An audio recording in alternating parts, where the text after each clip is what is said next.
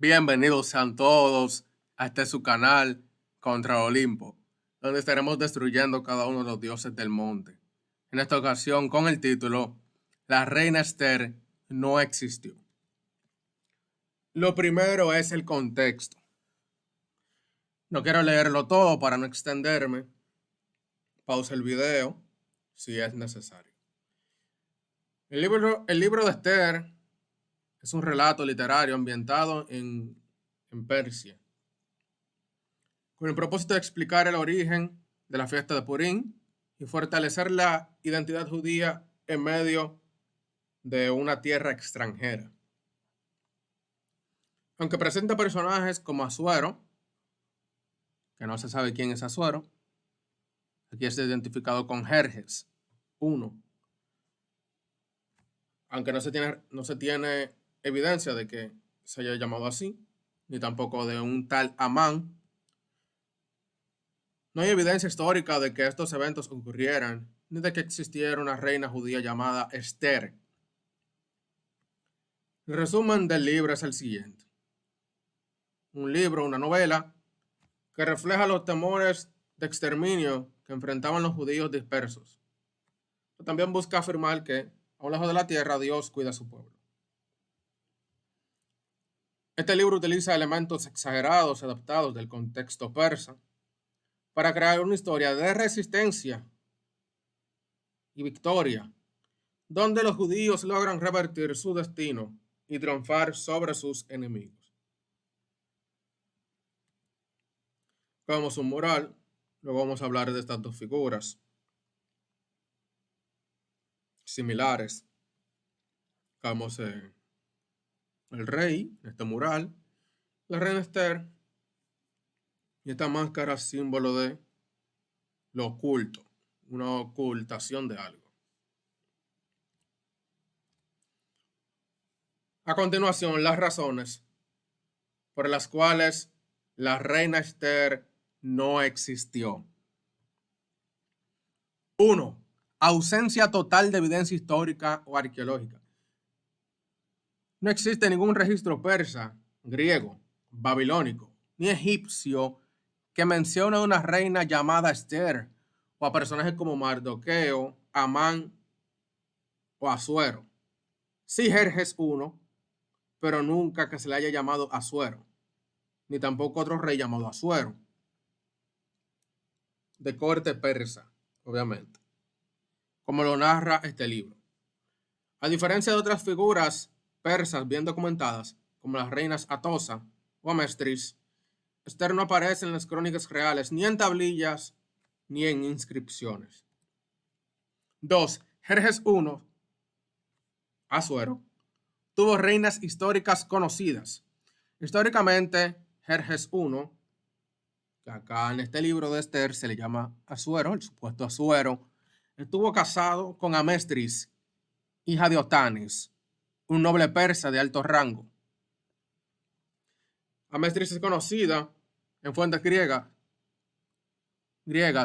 especialmente por Heródoto. Vamos a leerlo a continuación. El relato bíblico no menciona a Amestris en ningún momento, aunque esta debió ser la reina que se corresponde con la historia.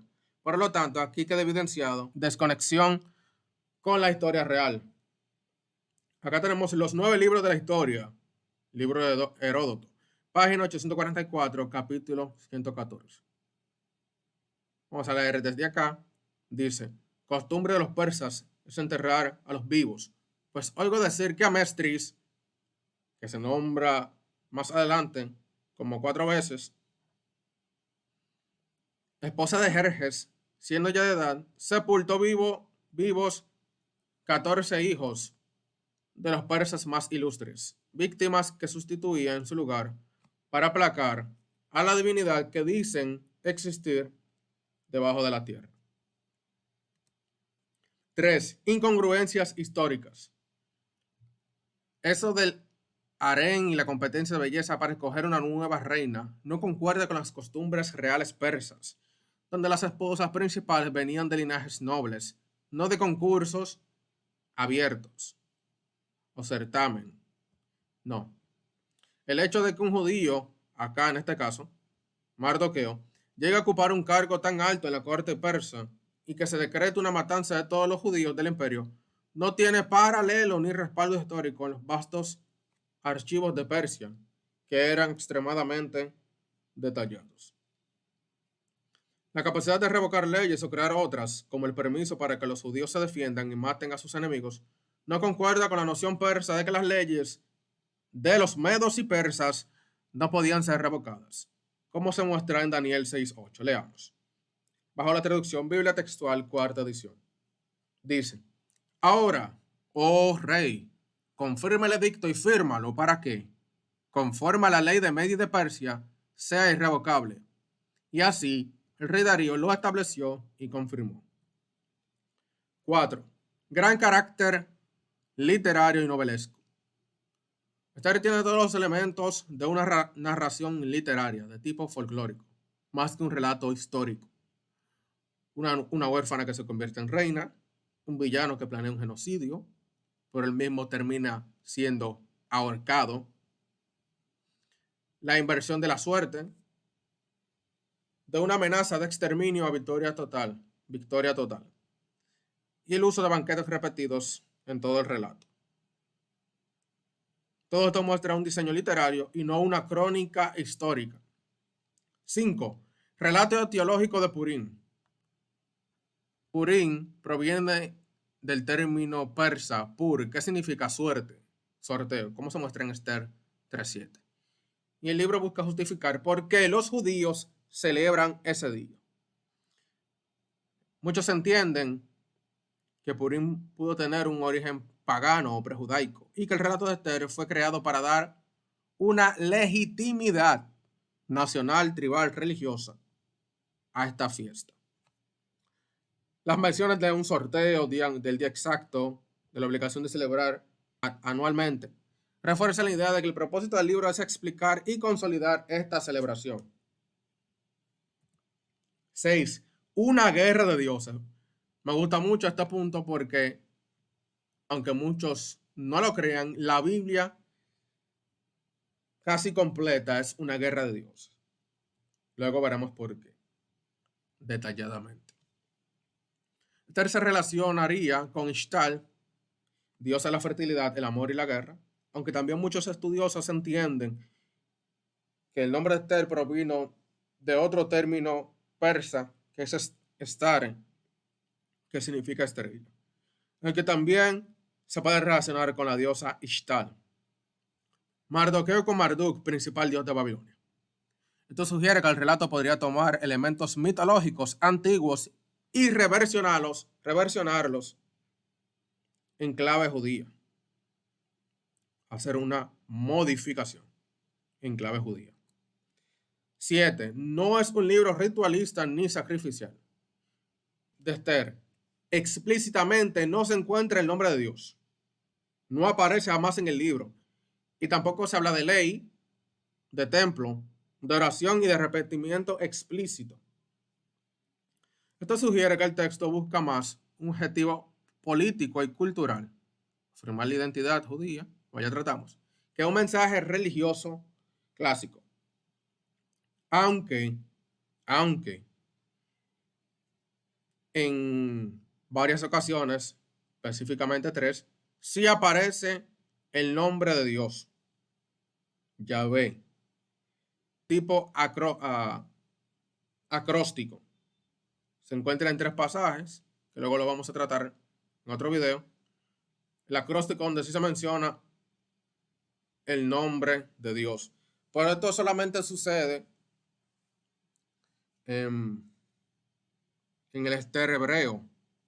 En el Esther griego, en el de la Septuaginta, sí aparecen los nombres de Dios, sí aparece el nombre de Dios, además de que incluye adiciones al texto, como unas cuantas oraciones que tiene.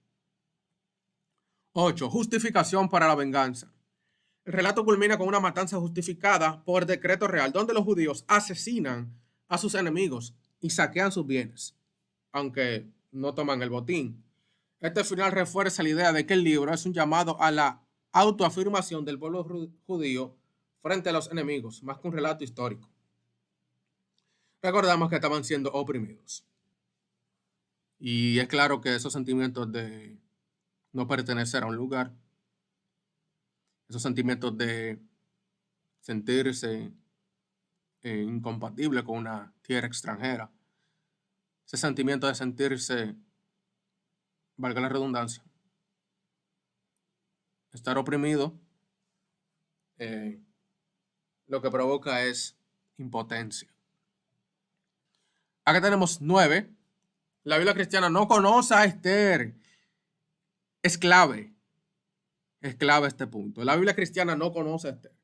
En las genealogías importantes de la Biblia, como las que se encuentran en los evangelios de Mateo y Lucas, que tratan sobre la descendencia de Jesús, no se menciona a Esther en ninguna de las listas genealógicas. A pesar de haber existido como figura histórica, es decir, Esther, irrelevante en la corte persa, su linaje podría haberse vinculado a las familias judías de la diáspora o incluso a una posible descendencia real. Esther no es mencionada en las cartas de Pablo ni en los escritos de Juan y Pedro. Ellos, al abordar temas de la fe y la historia judía, no hacen ninguna referencia a un evento tan significativo como el relato de Esther, que habría tenido una importancia considerable para la comunidad judía. 10. Visión de los padres de la iglesia. La mayoría de los padres de la iglesia no consideraban a Esther como una figura histórica de gran peso, sino que la interpretaban en términos alegóricos y teológicos, enfocándose en su papel como un instrumento de la providencia divina que prefigura la salvación cristiana. En sus escritos, Esther no es vista tanto como un personaje histórico, sino como una figura simbólica que ayuda a enseñar principios cristianos y morales, como la valentía, la intercesión y la salvación de los fieles. No está de más decir que, además de esto, la historia de la iglesia demuestra que ya los judíos, para alrededor del año 90, habían aceptado en el sínodo de Jamnia el Esther hebreo, pero no fue sino hasta los concilios como el de Hipona y el de Cartago en el 419 y luego en el de Trento en el 1546 reafirmó el libro de Esther como inspirado y canónico, además de los deuterocanónicos. Conclusión. La conclusión más razonable es que Esther, tal como lo presenta la Biblia, no existió como figura histórica. En lugar de ello, su historia refleja una construcción literaria pensada para inspirar y enseñar a las generaciones sobre la importancia de la intervención divina en momentos de crisis, lo que encaja con el propósito general del libro de Esther dentro del canon bíblico. Esto ha sido todo. Sigamos estudiando la Biblia correctamente.